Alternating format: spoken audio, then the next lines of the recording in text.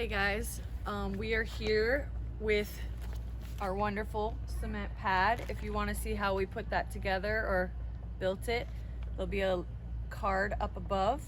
And we are building an Out Sunny 845-031. It is a 9x6 shed. We'll be using it as a tool shed for my husband. Here's the instructions and here is all the hardware. If you could see these little washers, we did another shed build that's prior on our channel, and the link or the card will be above, and we have a tip on how to make these user friendly, and so check that out if you want to know that. But first, let's get on to this video.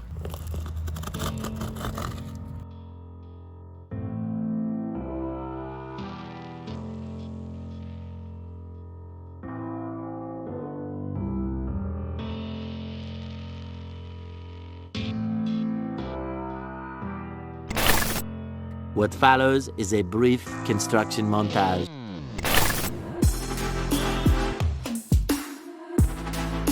Alright, we're back at it. It's been quite some days, maybe even a week or so since we poured this slab, and we're finally having some time to be able to devote to building the shed at this point.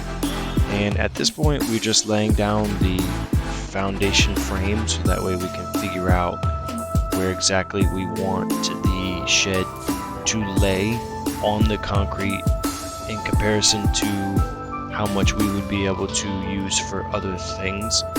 So we wanted this to be a multi-purpose slab, not just for the shed, so that's why we didn't center it in the concrete, so that way we could use things on the side where my son is standing to be able to store other things, which you'll see in a further video in our yard update. At this point, this is what I would consider the sketchiest part of the build, is because they want us to put the walls up without any framing, and that's very counterintuitive to, pretty much any construction that I'm aware of, because everything that I know of is building a skeleton first and then putting up the walls. So at this point, we're putting up the corners first, which holds the framing for the top. Thus is how you get the body of it constructed, so that way you can finish the rest of the walls, the door, the roof, etc. I just love the fact that my wife is such a good partner in these type of projects. We definitely complement each other as far as her engineering skills and my get her done attitude, I guess you could call it. I'm not afraid to be the one to sit back and let someone else take the lead, and I feel like most of the time that's what helps a project go so smoothly. Is you gotta know your qualities and where you're best suited for, instead of always trying to be in charge. Alright, gables going up for the roof, and now we're getting to the point where we're about to put the beams. All right, so we put up the joists, but there's two mistakes that we made. One is we put the holes down at the bottom, and they should be at the top, and that's on one side of the joist. And then the other side of the joist,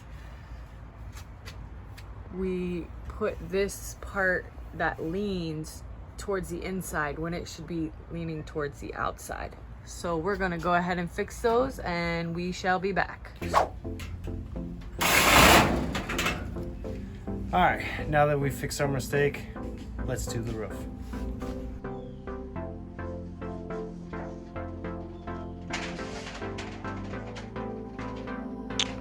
Gotta love time-lapse and the beauty of editing, so that way I'm able to share this part of the project with you in a much more artistic and,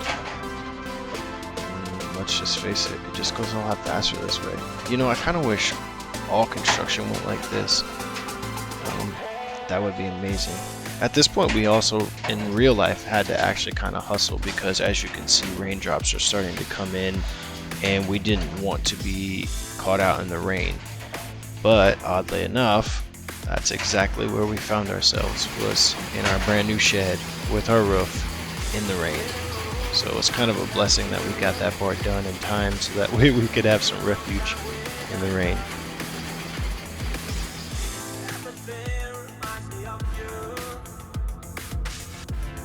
Alright, now we're switching gears and we are back a couple days later, and we are finishing up the ridge cap on the roof, putting on the doors, just some small details like that that will finally finish off the shed, so that way we can go ahead and start loading it with some tools.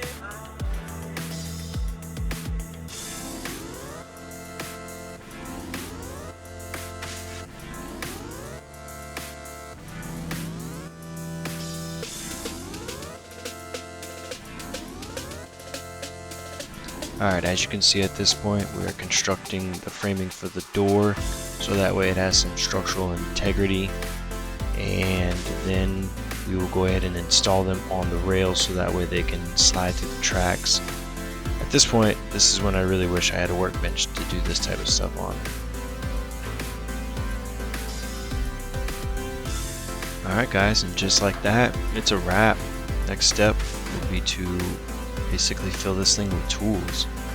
I've taken this electrical post from the old shed and I did some direct burial and put it into the shed so that way I could charge my tools. And yeah, next step is to go through all of that.